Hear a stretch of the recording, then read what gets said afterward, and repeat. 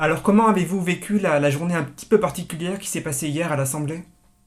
Alors oui, vous avez raison de le dire, c'était une journée très particulière, d'une part parce que déjà on ne savait pas jusqu'au bout si le 49.3 allait être utilisé ou pas.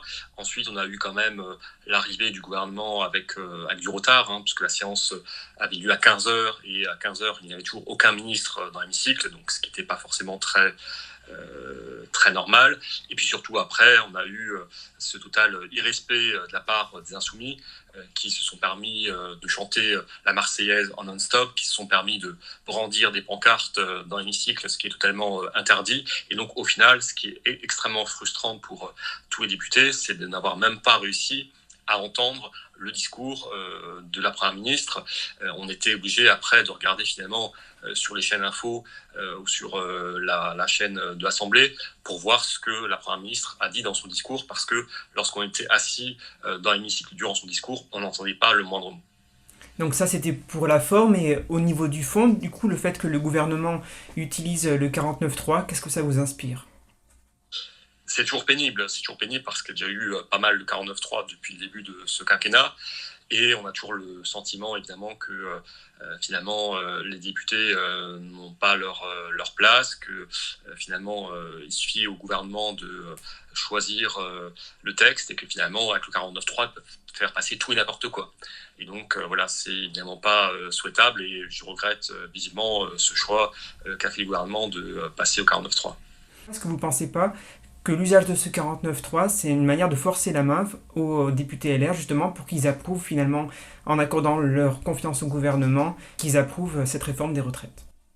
Non, je crois que la motion de censure et le 49.3 a surtout été créé au départ pour forcer finalement la majorité. Et c'est ce qu'on a vu encore hier, puisque au final, les voix qui manquaient au gouvernement pour faire passer ce texte, c'était pas forcément les voix des LR, c'était surtout les voix de 100% des députés macronistes, 100% des députés Horizon et Modem, puisque plusieurs d'entre eux s'étaient positionnés les derniers jours en disant on va s'abstenir sur ce texte. Donc le gouvernement n'avait pas réussi à emporter l'adhésion de tous ces députés. Et c'est ça le véritable problème de cette réforme des retraites, c'est que le gouvernement n'a pas réussi à convaincre même ses propres députés.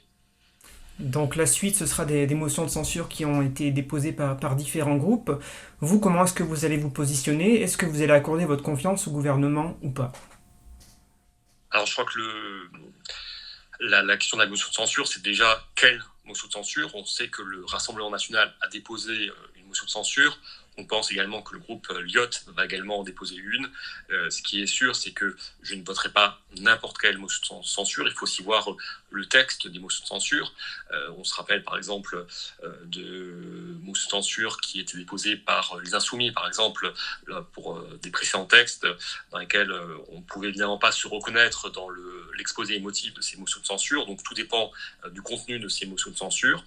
Et puis la deuxième chose qui, moi, me pose plus problème, c'est que qui dit motion de censure dit la chute du gouvernement, mais le problème c'est qu'il n'y a pas de majorité alternative, parce que il y a ni le groupe RN, ni le groupe LR, ni la NUPES a suffisamment de députés pour pouvoir disposer d'une majorité à l'Assemblée.